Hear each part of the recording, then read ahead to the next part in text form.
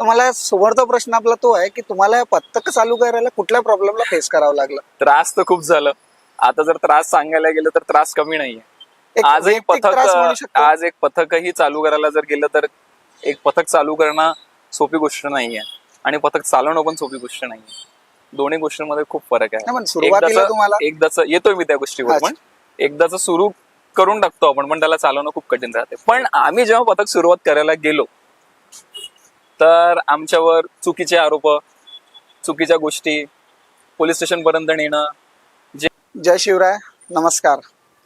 आपल्या YouTube channel परंपरा ढोल ताशाची या पेजवर आपण महाराष्ट्रातील, नागपुरातील तसेच इतर जेही पथक आहे त्या पथकाच्या वेगवेगळ्या दादांना, अध्यक्षांना तसेच वादकांना आपण इथे भेट देत आहे.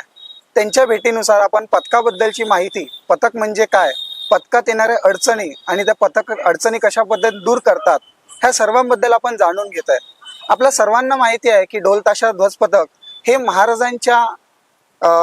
महाराजांच्या काळापासून चाललेलं एक कलाचे वैशिष्ट्य आहे, जे वेगवेगळ्या माध्यमातून आपण इथे शो करत आहे. त्याच्यामध्ये आपल्याला माहिती असते की ढोल ताशा ध्वज पथक फक्त आपण एक वाद्य म्हणून त्यांना पाहतो, पण त्याच्या मागचा मुख्य हेतू काय असतो, उद्देश काय असतो, याच माहिती आम्ही तुमच्यापर्यंत या चॅनल माध्यमातून पुरवत आहे. तर आज आपल्यासोबत शिवस्वरूप ढोल ताशा ध्वज पथकाचे हर्षल दादा कोळे इथे आपल्याला जुळलेले आहे. हर्षल दादा नमस्कार. नमस्कार दादा. जय श्रीराम. सर्वात आधी आम्ही तुम्हाला हे विचारू शकतो की आपल्या मताने पथक म्हणजे काय, याच्याबद्दल आपण काय सांगू शकता? पथक म्हणजे आता जसं तुम्ही सांगितलं, ज्या प्रकारे सांगितलं की महाराजांच्या काळापासून येणारी ती कला आहे. महाराजांचे मावळे जेव्हा लढायला जायचे तर खूप मोठे ढोल ताशे नगाडे घेऊन जायचे, ते आवाज मधुंग करायचे, तर जो दुश्मन होता महाराजांच्या काळातला तो तसाच हादरून जायचा ते आवाज ऐकून, ढोल ताशांचा आवाज ऐकून. तर तिथनंच आलेली ही पुरातन संस्कृती आहे आणि युगे युगे महाराजांच्या पराक्रमाने जे आपण शिकत आलेलं आहे इतक्या वर्षांपासून, तर त्याच्याच मधली एक कला म्हणून ही ढोल ताशा परंपरा संस्कृती आपण कितीतरी वर्षापासून चालवत आहे. याची जी सुरुवात आहे ती नेमके पुणे, महाराष्ट्रातील पुणे शहरापासून झाली. कारण की जे सह्याद्री पर्वतापासून जे दराखरातून जो आवाज गुंजतो तो सह्याद्रीपासूनच आवाज गुंजतो. बरोबर. तर तिथनंच आलेली ही कला आहे.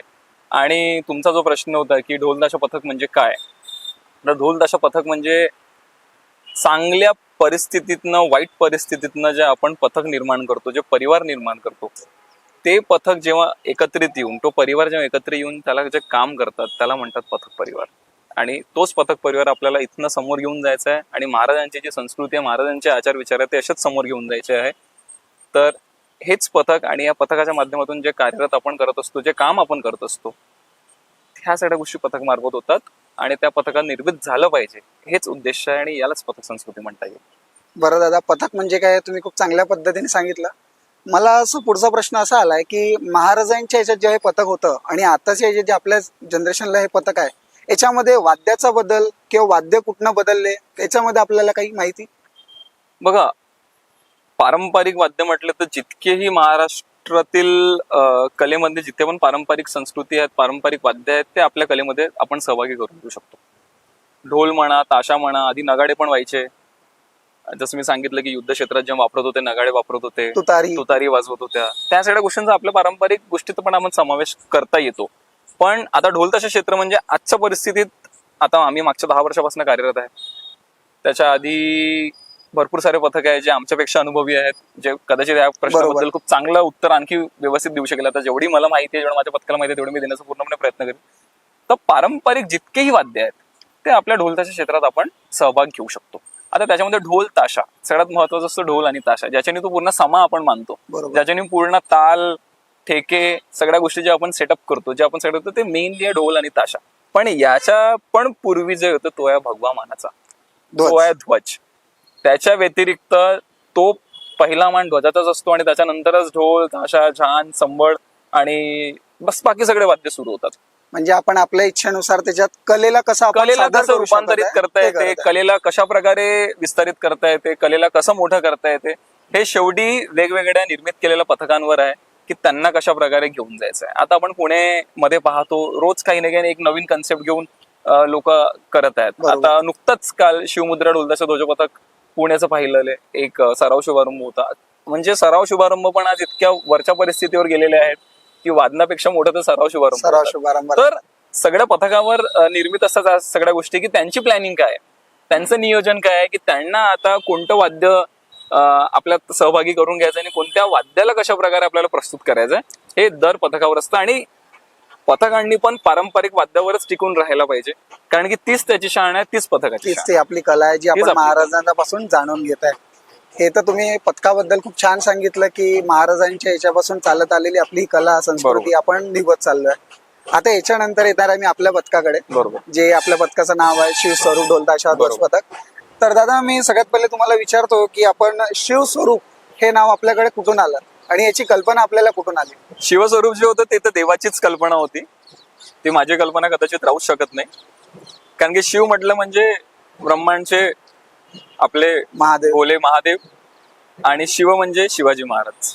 ओके. त्या दोघांचं स्वरूप जे होतं, त्या दोघांचं स्वरूपाला लक्षात ठेवून देवाने दिलेलं वरदान किंवा दिलेली एक सदिच्छाच होती, जे आज आमच्या पथकाचं नाव शिवस्वरूप होतं. आणि त्याच स्वरूपाच्या आधारावर आम्ही ह्या पथकाला समोर नेण्याचा पूर्णपणे प्रयत्न करत आहे. खूप छान दादा, नाव अति योग्य निवडलंय. म्हणजे आपले शंकर भगवान, बरोबर. महाराज शंकर यांचं भगवान. सगळ्यांचं एकत्र रूप एक शिव स्वरूप मध्ये आणि दिसून शिव येतं. तर सगळेच वापरतात. बरोबर. आराध्य देवत असल्यामुळे महाराष्ट्राचे आराध्य दैवत आपले छत्रपती शिवाजी महाराज, त्यानंतर आपले सर्वांचे दैवत शिवशंभो, बरोबर. शिव सर्वच वापरतात. पण पथक म्हटलं म्हणजे आपण त्या पथकाच्या स्वरूपाला पण कशा प्रकारे नेतोय हे सुद्धा तेवढंच महत्वाचं आहे. म्हणून त्याचं त्यामुळे स्वरूप आम्ही छान ठरवलं असतं. की ज्याचं स्वरूप छान असतं ते नक्कीच चांगलं असतं. तर म्हणून आम्ही विचार केला की सहजासहजी देवाने दिलेला आशीर्वाद आहे, म्हणून आम्ही आमच्या पथकाचं नाव शिवस्वरूप म्हणून आम्ही खूप सुरुवात छान केली. दादा. शिवस्वरूप नाव आपण जसं निवडलं तसं आपण या पथकाच्या सुरुवातीचं सांगू शकाल की आपण हे पथक कशा पद्धतीने सुरू केलं? जवळजवळ 2015 आणि 16 पासून आम्ही ढोलताशा क्षेत्रात कार्यरत आहात. आमच्या सोबतचे जे जुने लोक आहेत जवळजवळ ते पण मागच्या 7-8 वर्षापासून, कोणी 9 वर्षापासून, कोणी 10 वर्षापासून कार्यरत आहेत. तर ढोलताशा म्हटलं म्हणजे की कशी काय सुरुवात झाली, आमच्या पथकाची कशी सुरुवात झाली. आता आवड तर मागच्या 10 वर्षापासून आहेच, निर्माण केलेलीच होती आवड आहे आपली कला आहे ती. आणि ती कला आहे. आणि ती एकदा ते म्हणतो ना आपण छंद जो जोपासतो, तो एकदा छंद जर मनात बसला तर ते कधीच सुटत नाही. बरोबर. मग ते कार्यरत तुम्ही कुठेही करा, कोणत्याही पथकाशी जोडून करा.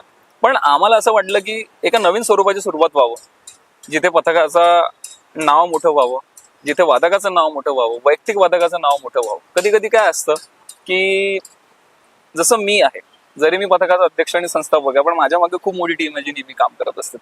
कधी ते दिसतच नाही, बरोबर. कधी त्यांचं काय विचार आहे, काय आचार आहे समजतच त्यांचे नाही. कार्य समोर आहे. आमचं जे विचार होतं शिवस्वरूप उभं करण्याचं मागे, की मग तो अध्यक्ष असो, उपाध्यक्ष असो, की कोणता वैयक्तिक सिंगल वादक असो, त्याची पण आवाज आमच्यापर्यंत पोहोचायला पाहिजे. आणि त्या आवाजला पोहोचून पथकात काय चांगलं आहे, काय वाईट आहे, ह्या सगळ्या गोष्टी फक्त आमच्या तर्फे नाही किंवा कमिटी मेंबर तर्फे नाही, कार्यरत कमिटी तर्फे नाही, तर एकूण एक वादकाकडनं पण आपल्याला माहिती असायला पाहिजे की आपलं पथक कोणत्या पायरीवर चाललेलं आहे. बरोबर. तेव्हाच ते पथक सुव्यवस्थित होईल आणि सुकायदेनुसार ते चालेल, पथकात शिस्त राहील. ह्या सगळ्या गोष्टीचं धारणात घेऊन, आणि माझं स्वतःला मला कुठेही मोठं व्हायचं नाहीये. आजही मी ह्या इंटरव्ह्यूसाठी म्हटलं की माझ्या जागी जर कोणी देऊ इच्छित असतं, आमच्या जर सोबतीचे असेल, त्यांनी पण म्हटलं की नाही तुम्हीच द्या. पण कधी कोणाला बोलतं तर कधी कोणाला नाही बोलताय, तर तू व्यवस्थितपणे सांगू शकेल. त्याच कारणामुळे आज मी इथे बसलोय तुमच्या समोर. ही संधी आपली पथकाने भावना- दिलेली संधी, आपली भावना व्यक्त करता ही येईल. पथकाने दिलेली संधी आहे, ही मी व्यक्त केलेली संधी नाही की मला घ्यायचं आहे म्हणून. तर माझा पथकाचं धोरण, शिवस्वरूप पथकाचं धोरण हेच आहे की पथकाला कसं मोठं करता येईल. एक इंडिव्हिज्युअली वादक किंवा एक इंडिव्हिज्युअली व्यक्ती मोठं न होता संपूर्ण पथक मोठं झालं पाहिजे. आणि मागच्या 2 वर्षात शिवस्वरूपणी 2023 ची स्थापना आहे, आज 2025 सुरू आहे. ह्या 2 वर्षात आम्ही सिद्ध करून दिलं की एक पथक जर कार्यरत होऊन जर काम करत गेलं आणि चांगल्या रीतीने काम करत गेलं तर नक्कीच पथक मोठं होतं. आणि जर एकदा पथक मोठं झालं की वादक आपोआप मोठा होतो, कोणालाच मोठं करायची गरज पडत बरोबर नाही. झालं. आणि याच्यामध्ये पथकात जर आपण पथकात शिरत आहे तर सर्वात आधी तर मोठंपणा असायलाच नाही पाहिजे, कोणत्याच गोष्टी मोठंपणा असायला पाहिजे. ते सांगणारे असतात प्रेक्षक, ते सांगणारे असतात लोक बरोबर. की तुम्ही कोणत्या कामगिरी करता, तुम्ही कोणत्या स्तरावर चाललेले आहात. आपल्या तोंडून आपली वाहवाही करणं हे मला कुठे योग्य वाटत नाही आणि ना आम्ही कुठे करत. नक्कीच. तर पथकाचं स्वरूप हेच होतं की एक चांगलं परिवार निर्माण करावं, सगळ्यांच्या परिवारात सुखदुःखात उपस्थित राहावं, कोणाचा काय प्रॉब्लेम आहे ते आपण जाणून घ्यावं. जरी कोणी माझ्यापर्यंत नाही पोहोचू शकत आहे, पण मी हर एका वादकापर्यंत पोहोचण्याचा प्रयत्न करतो की जेणेकरून मला त्याचं समजते की कोण कोणत्या दुःखात आहे. तर कमीत कमी ह्या पथकाच्या मार्फत, ह्या स्वरूपाच्या मार्फत आम्ही पोहोचण्याचा प्रयत्न करतो आणि अशानेच पथक मोठं होतं आणि असंच हा स्वरूप मोठं होईल असं माझी इच्छा आहे आणि ही माझी सदिच्छा आहे ह्याच गोष्टीवर आम्ही अवलंबून असून आम्ही आमचे कार्यरत करत आहे. नक्कीच दादा, हे तुमचं जे व्यक्तिमत्व आहे आणि जे तुमची भावना आहे ते समोर जातात. पण आपण नक्की पाहत राहतो की कुठलेही कार्य चालू करतो किंवा कुठले कार्य आपण करायला सुरुवात करतो त्याच्यामध्ये काही ना काही अडचण किंवा प्रॉब्लेम येतात. तर मला समोरचा प्रश्न आपला तो आहे की तुम्हाला हे पथक चालू करायला कुठल्या प्रॉब्लेमला फेस करावं लागलं? त्रास तर खूप झालं. आता जर त्रास सांगायला गेलं तर त्रास कमी नाहीये. एक आजही वैयक्तिक त्रास म्हणू शकतो. आज एक पथकही चालू करायला जर गेलं तर एक पथक चालू करणं सोपी गोष्ट नाहीये आणि पथक चालवणं पण सोपी गोष्ट नाहीये. दोन्ही गोष्टींमध्ये खूप फरक नाही, पण आहे. सुरुवातीला तुम्हाला एकदाच येतोय मी त्या गोष्टीवर, अच्छा. पण एकदाच सुरू करून टाकतो आपण, पण त्याला चालवणं खूप कठीण राहते. पण आम्ही जेव्हा पथक सुरुवात करायला गेलो तर आमच्यावर चुकीचे आरोप, चुकीच्या गोष्टी, पोलीस स्टेशन पर्यंत नेणं, जे आम्ही कधी काही गोष्टी केलेल्या नाही. आणि आम्ही चांगल्या घरचे पोर आहेत. आम्हाला कोणाचे काही लेणं देणं नाही. आम्ही कोणाचं काही जबरदस्ती वाईट करत नाही. कदाचित कोणाला वाटत असेल की आम्ही त्यांचं जाणून वाईट केलं तर त्यामधलं पण असं काही पार्ट नव्हता. आम्हाला नाही पडत होतं काही गोष्टी, त्या कारणास्तव आम्ही त्या नवीन स्वरूपाची सुरुवात केली. बरोबर. आणि ज्या पद्धतीने आम्ही स्वरूप चालवत आहे हे अख्ख्या नागपुरात माहिती आहे की आम्ही कोणत्या लेवलवर पथक चालवत आहे. पथक सुरू करताना भरपूरशे त्रास झाले. सगळ्यात मोठा त्रास जागायचा, आणि ज्यांना आमच्याशी त्रास होता त्यांनी पण खूप प्रयत्न केला. पण त्या सगळ्या अडथळ्यांनी आम्ही निघून समोर जाऊन आज पथकाला आपण नेण्याचा प्रयत्न अडचणीला केला. तोंड देतो आपण, नक्कीच समोर Yes. जाणार आहे. तर विषय असाच आहे की काही वैयक्तिक नाहीये कोणासोबतच. आजही मी म्हणत आहे, आजही माझं कोणासोबत काही वैयक्तिक नाही. मी माझं पथक बघत आहे, माझ्या पथकाच्या पोरांना बघत आहे, कोणाला किती त्रास आहे आणि कोणाचा त्रास आपण किती कमी करू शकतो ह्याच गोष्टीवर आपण जास्तीत जास्त Focus भर करतोय. देतो. मागे काय झालं किंवा कोणी काय ऐकलं त्याच्याशी आम्हाला काहीही लेणं देणं नाही. समोर काय करायचं आणि आता काय करायचं आम्ही ह्याच गोष्टीवर फोकस करतो. म्हणून आमची इच्छा अशीच असते, ज्यांना जुडायचं आहे त्यांना यायचं आहे, त्यांच्यासाठी दारं नेहमीच उघडे आहेत. पण व्यक्ती सुद्धा मॅटर करतो की कोणत्या व्यक्ती कोणत्या परिस्थितीतनी येत आहे, कोणत्या गोष्टींनी येत आहे, आणि कोणता व्यक्ती योग्य आहे, कोणता व्यक्ती अयोग्य आहे. ह्या सगळ्या गोष्टींना नक्कीच. समोर जाऊन आपल्याला पथकात ऍडमिशन किंवा विचारपूस पोरांना करूनच घ्यावं लागेल. घ्यावं लागतं. बिकॉज जेव्हापर्यंत त्याचा बॅकग्राऊंड आपण चेक नाही करू तेव्हापर्यंत ह्या सगळ्या गोष्टी माहिती करणं कठीण असतं. बरोबर दादा, आता तुम्ही ज्या पद्धतीने सांगितलं की प्रॉब्लेम हे सगळ्याला असतात, बरोबर. सगळ्यांना ते फेस करावं लागतं आणि त्यांनी ज्यांनी ते फेस बरोबर. केले त्यांचं समोर ऑटोमॅटिक ते समोर येऊन जातं. आपल्या पथकाचं एक मला एक वैशिष्ट्य म्हणा की एक उद्दिष्ट आपल्या थोडक्यात सांगू शकाल? वैशिष्ट्य किंवा उद्दिष्ट, की आपलं उद्दिष्ट आहे. बघा, उद्दिष्ट तर हेच आहे आमचं, प्रेम, प्रतिष्ठा आणि परिवार. छान. हे 3 धोरण आम्ही ह्या पथकाला लावून घेतलेले आहे. खूप साऱ्या गोष्टीत, खूप साऱ्या पथकात फक्त वादक येतात, वादन करतात आणि जातात, काही लेणं देणं नसते. पण माझ्या पथकात असं आहे, ह्या पथकात असं आहे की आम्ही एकेकाला प्रेमाने जोपासून चालण्याचा प्रयत्न करतो. बरं. मग तो रुसला तरी आम्ही प्रेमाने त्याच्या जवळ जातो. त्याला काही वाईट वाटलं, आम्हाला शेवटी जर वाईट परिवाराचं. पडलं तरी आम्ही त्याच्याकडे प्रेमाने जातो. शेवटी मी जर त्याला माफी मागितली तर मी लहान नाही होणार. नक्कीच. शेवटी विषय ह्या स्वरूपाचा, विषय या वैशिष्ट्य ह्या पथकाचं काय आहे, तर ह्या पथकाचं वैशिष्ट्य हेच आहे की जर कोणाला काही गोष्टी वाईटही जरी वाटत आहे, कधी कधी सुटून जातं. मी पण एक व्यक्ती आहे, पथक सांभाळता सांभाळता खूप साऱ्या गोष्टींनी कदाचित चुका माझ्याने पण होत असेल, पण त्या चुकांना समोर कसे जायचं हे आपल्याला म्हणून कळायला पाहिजे. आम्ही आमच्या पथकाचं धोरणच ठेवलेलं. प्रेम निर्माण होईल तर बरोबर. प्रतिष्ठा आपोआप वाढेल, आणि एकदा जर प्रतिष्ठा वर गेली तर त्या प्रतिष्ठेला कसं समोरून जोपासून घेऊन चालायचं आहे हे आपले धोरण आणि ध्येय आहे. आणि त्या प्रेमाने बनलेला जो परिवार आहे तो शिवस्वरूप आहे. खूप छान दादा, आपले धोरण ऐकून म्हणजे असं खूप छान वाटलं की एक धोरण आणि त्याच्या मागचं उद्दिष्ट हे त्या पथकाला निगडीत, त्या वादकाशी आणि आम्ही निगडीत आहे. तेच प्रयत्न करतो की किती चांगल्या प्रकारे आपण एकामेकाच्या सुख दुःखात राहून आपण कार्यरत करू शकतो. बरं दादा, आता पुढील प्रश्न असा आहे थोडा सामाजिकरित्या. जसं पाहतोय पथक म्हटलं तर एक सामाजिक सार्वजनिक आपलं एक म्हणतो आपण, तर आपल्या पथकाद्वारे आपण कुठकुठले सामाजिक कार्य राबवू शकता? आम्ही प्रयत्न भरपूर करतो की सामाजिक कार्य राबवायचे. आणि मागच्या वर्षी आपले जे सिनियर आहेत ढोलताशा क्षेत्रात, श्री प्रतीकदादा शंभोळे यांचं जे गजवक्र ध्वज पथक आहेत, यांच्यासोबत आम्ही 15 ऑगस्टच्या स्वातंत्र्य दिनाच्या दिवशी मिळून मुलांची शाळा आहे, अपंग मुलांची शाळा आहे, तर त्याच्यामध्ये आम्ही धान्य झालं, कापड झालं, हे मिळून आम्ही करत असतो. त्यानंतर सामाजिक म्हटलं म्हणजे फक्त पथकाच्या बाहेर सामाजिकपणा नसतो, बरोबर. पथकाच्या आतमध्ये आतमध्ये पण असतं. इतके काय म्हणतात गड्डे असतात की कोणत्या कोणत्या मुलांना मदत लागते, तर ते इंटरनली मदत आपण एक्सपोज नाही करू शकत, ओके, पण आम्ही ते इंटरनली करत असतो. करतो. ज्याला ज्याला जी जी मदत लागते तिथे आम्ही बरं, करण्याचा आपण पूर्णपणे प्रयत्न आर्थिक करतो. आणि वैयक्तिक वैयक्तिक तर 100%. आणि त्याला जर आर्थिक काही त्याला जर अडचण आली आर्थिक मदत लागली तरी आपण पूर्णपणे करण्याचा प्रयत्न नक्कीच. करतो. असं नाही की कोणी जर माझ्याकडे आलं की दादा अशी मदत पाहिजे किंवा हा त्रास आपल्याला निर्माण होत आहे, तर आपण कुठे ना कुठे नाही फुल तर फुलाची पाकळी म्हणून काही तर मदत जे आपल्याने होऊ होऊ शकते शकते. ते सामाजिकरित्या वैयक्तिकरित्या कोणी जर मला रात्री 12-12:30 1 वाजता जरी फोन केला तरी मी रिसिव्ह करून कमीत कमी करण्याचा प्रयत्न करतो माझ्याने जर होत असेल तर. आणि कोणत्याच व्यक्तीला मी माझ्या पोराला मी सगळ्या गोष्टी साईडला ठेवून, मी पण आज वैयक्तिक आहे, मॅरिड आहे, माझी पण एक लहान मुलगी आहे, सगळं पाहावं लागते, त्या सगळ्या गोष्टींना पण साईडला ठेवून आम्ही कधी कधी करण्याचा पूर्ण प्रयत्न करतो. माझ्या नाही जमलं तर इतके सारे लोक आहे पथकातले, आपण परिवार का बरं म्हणतो, जसं मी नाही आपला जाऊ शकलो परिवार तर कोणी ना तसा कोणी तर जाऊ पथकी शकलं परिवार. पाहिजे. त्याच कारणामुळे आम्ही प्रयत्न करतो की संपूर्णरित्या हरेकाची मदत झाली पाहिजे. बरं, याच्यावर आता एक असा प्रश्न मला आलेला आहे की म्हणजे आता जर तुम्ही प्रश्न विचारताय त्याचं उत्तर त्याच्या समोरच्या प्रश्नाचं खूप मोठं आहे. आपल्या दृष्टिकोनातून पथक मोठा की वादक मोठा? ज्या वादकाने समजलं की बाबा वादक मी मोठा आहे तो पथकासाठी कधीच कार्यरत होऊ शकत नाही. वा. आणि नेहमी पथकाला मोठं करण्याचाच विचार असतो. वैयक्तिक मी आज इथे बसून आज अध्यक्ष राहून, आज संस्थापक अध्यक्ष राहून मी असं कधीच विचार नाही केलं की मी मोठा. मी नेहमी जेव्हा आम्ही कार्य करत असतो ते आम्ही त्या एकच गोष्टीवर आम्ही अवलंबून राहतो की पथकाला कसं मोठं करायचं, पथक परिवार कसं मोठं करायचं, पथक परिवाराला कसं जोपायचं आणि एकमेकाशी कशी प्रेम भावना निर्माण ठेवून हे स्वरूप मोठं करायचं, ह्याचबद्दल आम्ही विचार करतो. म्हणजे म्हणून आमच्या पथकात कधी समोर मागे लागण्याचा विषय नसतो, काही नसतो. ज्यांना ज्यांना जी भूमिका दिलेली आहे, ज्यांना ज्यांना जे कामं दिलेले आहेत ते आपल्या पद्धतीने पुरेपूर सांभाळतात. मी पण त्यांच्या कामात पडत नाही, जेव्हा गरज पडली तेव्हाच मी इंटरफेअर करतो. तर ज्यांना जर ढोल प्रमुख आहे, ढोल प्रमुखाचं काम करतो, ताशा प्रमुख त्यांचं कार्य ते हाताळणार. ते काम पूर्ण करतात. सर्व प्रमुखाचं काम करतं. ताल बसवायचं असतील तर ते आपले काम करतात. त्याच्यामध्ये करेक्शन्स असले आपल्या अनुभवाने आपण ते गायडन्स देत असतो. पण मोस्टली कामं तेच करतात. माझं आहे यांना एकत्रित ठेवून जोपासून ह्या परिवाराला मोठं करा. त्यामुळे नेहमीच म्हणेल पथक परिवार मोठा, एक वैयक्तिक मी पण मोठा नाहीये किंवा कोणता वादक. त्यांनी केलेलं कार्य पथकासाठी कार्य नेहमीच झाले पाहिजे, प्रशंसा नेहमीच भेटली पाहिजे.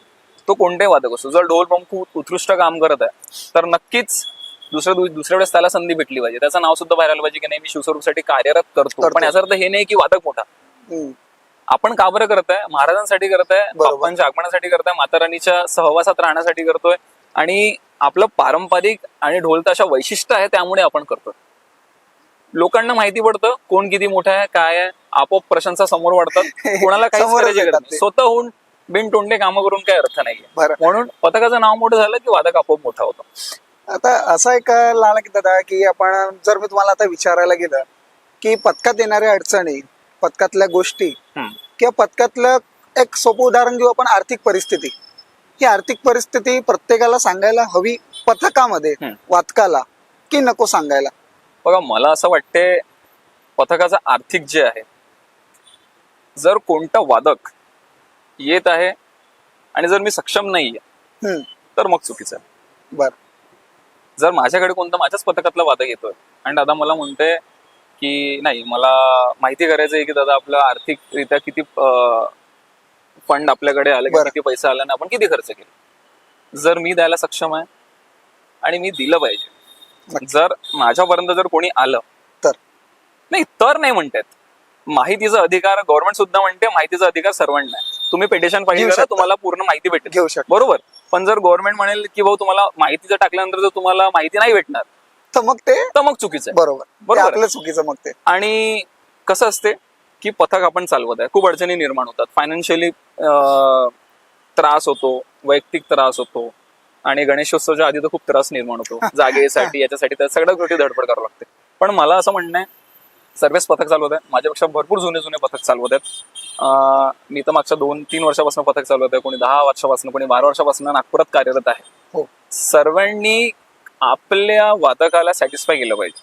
जर त्याच्या प्रश्नांचे जर उत्तर तुम्ही देऊ शकले नाही तर मग काही अर्थ नाही. तर मी माझ्या मोबाईलमध्ये, मी आधी सांगतो, मी ऑन कॅमेरा सांगत आहे की माझ्या मोबाईलमध्ये जर माझ्या 24x7 जर माझ्याकडे कोणी आलं तर मी मोबाईल खोलून दाखवू शकतो इतका पैसा इथे खर्च झालेला आणि एवढ्या रुपयात मी वादन घेतलेले आहे. ते वादकाचा हक्क आहे, त्याला जाणून घ्यायचं. ते हक्क आहे. जर कोणी माझ्याकडे कमिटी मेंबर मधनं म्हणाला की मला विचारलं की बाबा इतका पैसा आपण आपला काय विषय आहे, बरोबर, तर आपण ते सांगता आलं पाहिजे ना. नक्कीच. माझा अर्थ आहे बघा, एकूण एक वादक येतो ट्रस्ट मुळे, विश्वासाने. आपण ते विश्वास हादरवू नाही शकत कोणाचा. नक्की. जिथे तो विश्वास हादरला तिथे तो व्यक्तीचा ट्रस्ट संपून जाईल.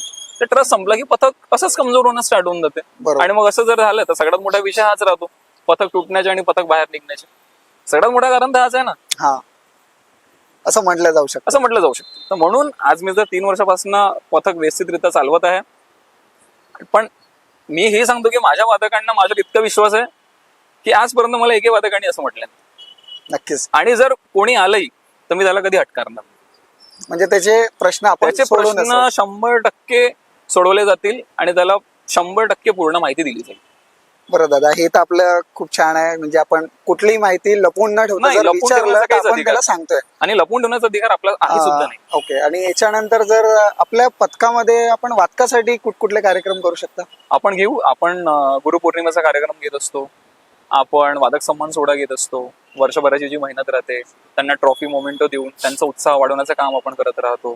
त्यानंतर आपण पथकाची एखादी सहल किंवा एखादी पार्टी आपण त्यांना देत त्यांच्या राहतो. कलेची मेहनत त्यांच्या म्हणून. कलेची मेहनत म्हणतात की दादा पार्टी झाली पाहिजे, तर ठीक आहे एक पार्टी आपण तसं देतो. असे 3-4 कार्यक्रम आपण वर्षभराचे करत राहतो. आता येणाऱ्या काही वर्षामध्ये तुमच्या दृष्टिकोनातून तुम्ही तुमच्या पथकाला कुठे आणि ही कला कुठपर्यंत वाढवावी असं तुमचं उद्दिष्ट किंवा ध्येय धरून ठेवलेलं आहे? माझं मला उद्दिष्ट आपलं इथे जायचं आहे की मला आपल्याला हे करायचंच आहे? बघा, उद्दिष्ट तर एवढंच आहे की जितकं मोठं हे स्वरूप करता येईल आणि ह्या स्वरूपाने जितक्या लोकांची मदत आणि पथकातल्या पण लोकांची मदत झाली पाहिजे, हाच खूप मोठा आमचा विचार आहे. आणि पारंपरिकरित्याच किती मोठं केलं पाहिजे, काही न करता सामाजिक आणि सिंपल पद्धतीने पथकाला कसं समोर नेता येईल, पथकाचे कसे चांगले कार्य करता येईल, महाराष्ट्रात नाही विदर्भात नाही तर अख्ख्या भारतात कसं नाव आता करता पाहतच येईल. आपण काही पथक out of the Yes. Maharashtra, India बाहेर पण गेले. आउट ऑफ इंडिया पण खूप साऱ्या पथकांचे ब्रांचेस गेलेले आहेत. आहेत. पुणे मुंबई मधले जे पथक आहेत त्यांचे ब्रांचेस ऑलरेडी बरोबर. एडलेट, टोरंटो मध्ये आहेत. तर असे गेलेले आहेत. पण माझं असं म्हणणं आहे की ती संधी सर्वांनाच भेटली पाहिजे, कुठे ना कुठे ती संधी निर्माण झाली पाहिजे.